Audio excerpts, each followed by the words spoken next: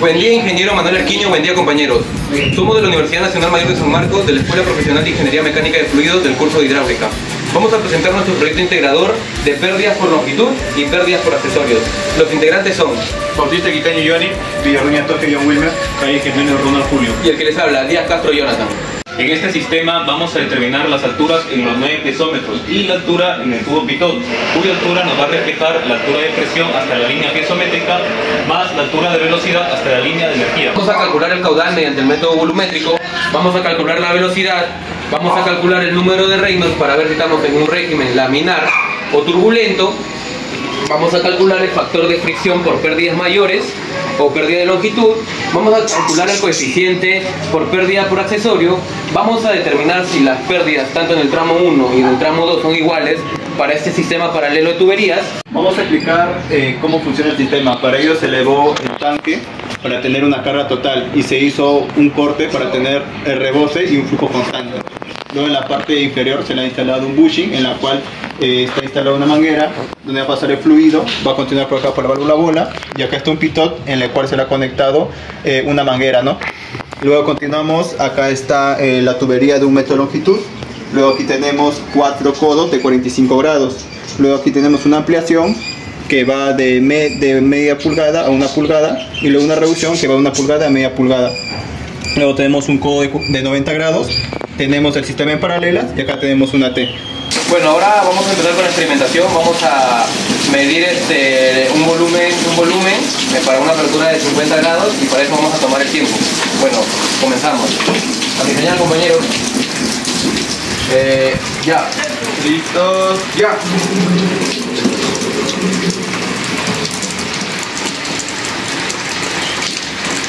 ¿Listos? Ya. Bueno, para apertura de 50 tenemos esta toma de tiempos. Ahora vamos a observar el chorro. Tenemos un chorro medianamente alto. Ahora pasaremos a vaciar el agua del balde a una jarra medidora.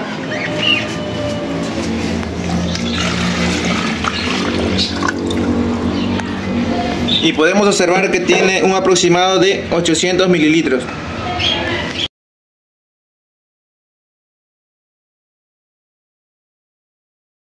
La altura alcanzada por el tubo pitot.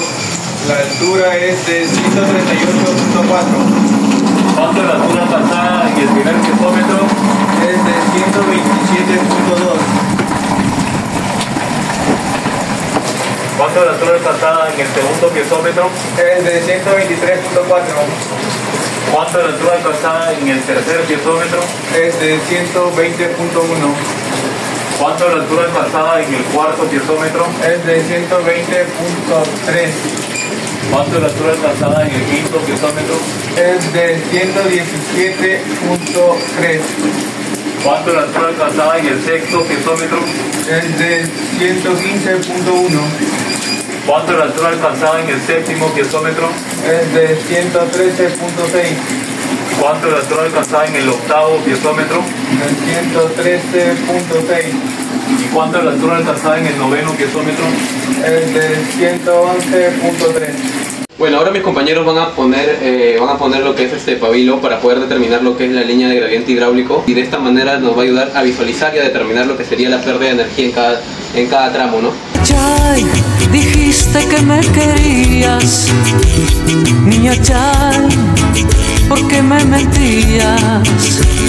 Niña Chay, dijiste que volverías, niña Chay, ¿por qué me mentías? Si este amor era mi vida, si tu amor me pertenecía, niña Chay, dejaste mi alma herida, niña Chay, por tus mentiras. Ahora pasamos al desarrollo de los cálculos. Comenzamos con el cálculo del caudal. Sabemos que de manera general el caudal se puede calcular como el producto entre el área de la sección transversal de la tubería y la velocidad del flujo. Sin embargo, en este caso utilizaremos un método más directo, el método volumétrico. Este método consiste en dividir un volumen conocido de agua entre el tiempo que tarda en llenarse este volumen. En nuestro sistema experimental utilizamos un volumen de 800 mililitros que equivale a 0.0008 metros cúbicos. Realizamos varias mediciones del tiempo que tarda en llenarse este volumen. A partir de estas mediciones obtuvimos un tiempo promedio de 8.44 segundos. Con estos datos reemplazamos en la fórmula y obtenemos que el valor de caudal es de 0.000095 metros cúbicos por segundo. Ahora continuaremos con el cálculo de la velocidad del fluido. Como mencionamos anteriormente, el caudal es igual al área de la sección transversal de la tubería multiplicada por la velocidad del flujo. Si despejamos esta ecuación obtenemos que la velocidad es igual al caudal entre el área. Sabemos que la tubería que estamos analizando tiene una sección circular, por lo tanto utilizamos la fórmula del área de un círculo que consiste en multiplicar pi por el diámetro cuadrado entre 4. Al reemplazar esta expresión del área en la fórmula de velocidad, obtenemos que la velocidad del fluido es igual a 4 veces el caudal dividido entre pi por el diámetro al cuadrado. Ahora pasamos a aplicar los datos que ya tenemos. Por un lado el caudal, que calculamos anteriormente, y por otro el diámetro de la tubería, que es de 0.01602 metros. Reemplazamos estos valores en la fórmula que acabamos de mencionar y obtenemos que la velocidad del fluido es aproximadamente 0.4701 metros por segundo. Seguimos con el cálculo del régimen del fluido. Es importante saber que existen tres tipos principales de régimen: régimen laminar, régimen transitorio y el régimen turbulento. El régimen laminar es un flujo suave, estable y predecible. Este tipo de flujo aparece cuando el número de Reynolds es menor a 2300. En el régimen transitorio el flujo no es completamente ordenado como en el flujo laminar, pero todavía no llega a ser turbulento. Este régimen se da cuando el número de Reynolds está entre 2300 y 3500. Y finalmente encontramos el régimen turbulento. Este se caracteriza por tener un movimiento completamente desordenado. Se considera turbulento cuando el número de Reynolds es mayor a 3500. Entonces, ¿cómo sabemos en qué régimen se encuentra el fluido? Para eso usamos una herramienta muy útil, el número de Reynolds, que es un valor adimensional que relaciona la fuerza de inercia con respecto a las fuerzas viscosas de un fluido. Este número nos permite predecir el comportamiento del flujo sin necesidad de observarlo directamente. La fórmula del número de Reynolds se expresa así: velocidad del fluido multiplicada por el diámetro del tubo, y todo eso dividido entre la viscosidad cinemática del fluido. Teniendo datos de velocidad y diámetro del flujo, nos encontramos con que aún no contamos directamente con el valor de la viscosidad cinemática. Sin embargo, este valor lo podemos calcular dividiendo la viscosidad dinámica entre la densidad. ¿Cómo conseguimos esos datos? Nos apoyamos en la tabla de propiedades del agua en función de la temperatura tomada por el libro de Sengel y Simbala, titulado Mecánica de fluidos, fundamentos y aplicaciones. Para poder utilizar esta tabla primero debemos conocer la temperatura del fluido. En nuestro caso, esta temperatura fue medida y corresponde a 22 grados centígrados. Al revisar la tabla notamos que no existe un valor exacto para 22 grados, por lo tanto aplicamos una técnica de interpolación que nos permite estimar valores intermedios entre los datos disponibles. A través de la interpolación obtenemos los siguientes resultados. La densidad del agua es de aproximadamente 997.6 kilogramos por metro cúbico y la viscosidad dinámica es de 0.9576 por 10 a la menos 3 kilogramos sobre metro por segundo. Reemplazamos estos datos en la fórmula anterior, obteniendo un valor aproximado de 0.9599 por 10 a la menos 6 metro cuadrado sobre segundo.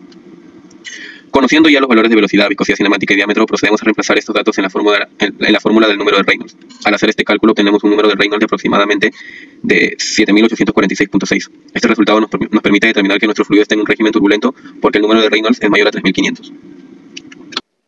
Ahora pasaremos a calcular el factor de fricción.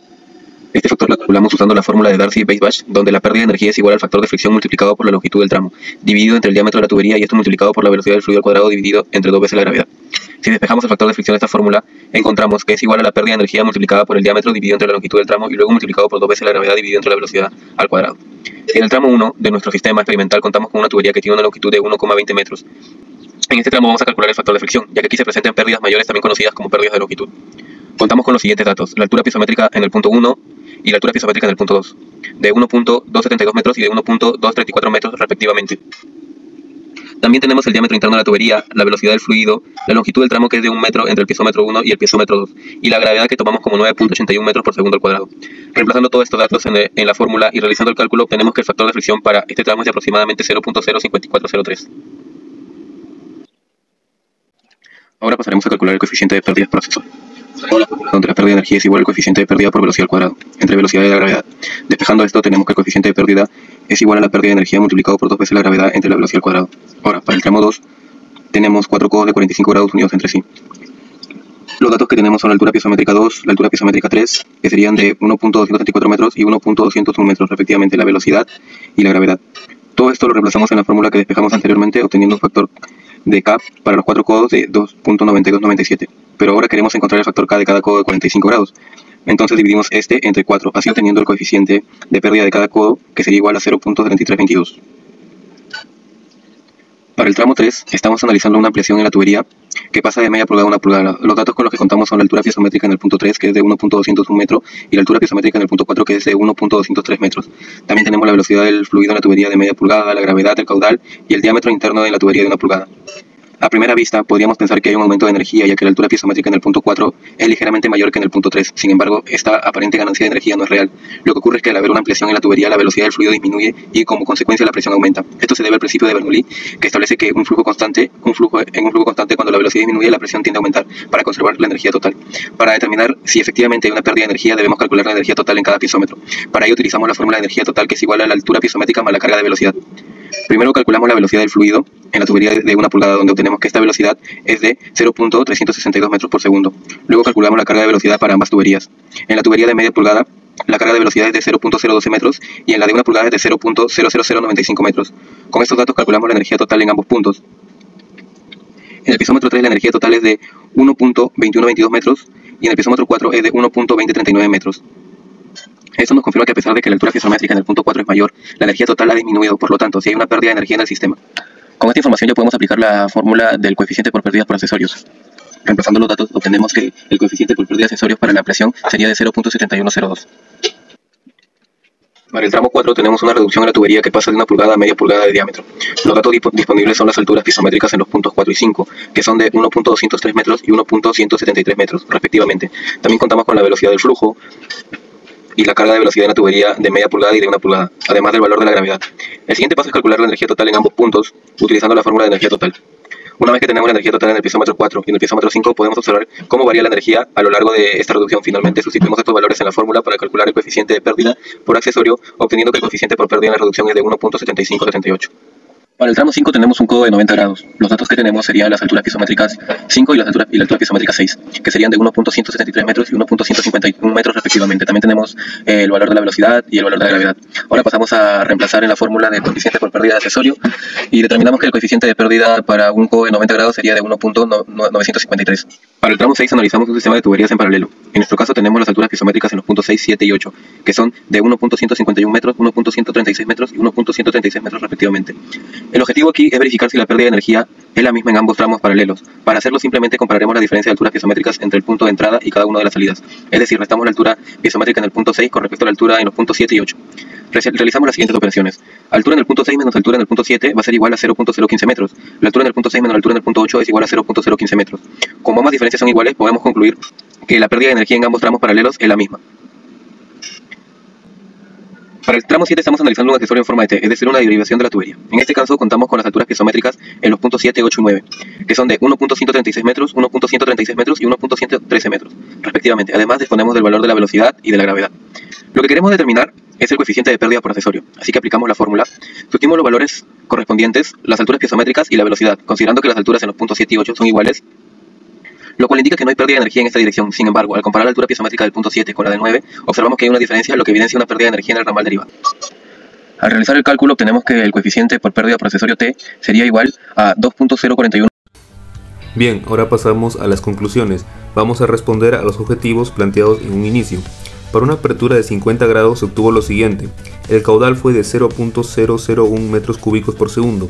La velocidad fue de 0.47 metros por segundo y el número de Reynolds fue de 7847, lo cual representa un flujo turbulento. También obtuvimos el factor de fricción F de manera experimental, dándonos un valor de 0.05.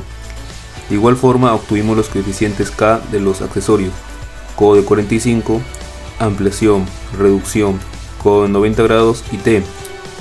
Los valores fueron 0.73, 0.71, 1.76, 1.95 y 2 respectivamente. Finalmente pudimos demostrar que las pérdidas en tuberías paralelas son iguales, ya que entre los piezómetros 6 y 7, así como también entre los piezómetros 6 y 8, las pérdidas fueron de 0.015 en ambos casos.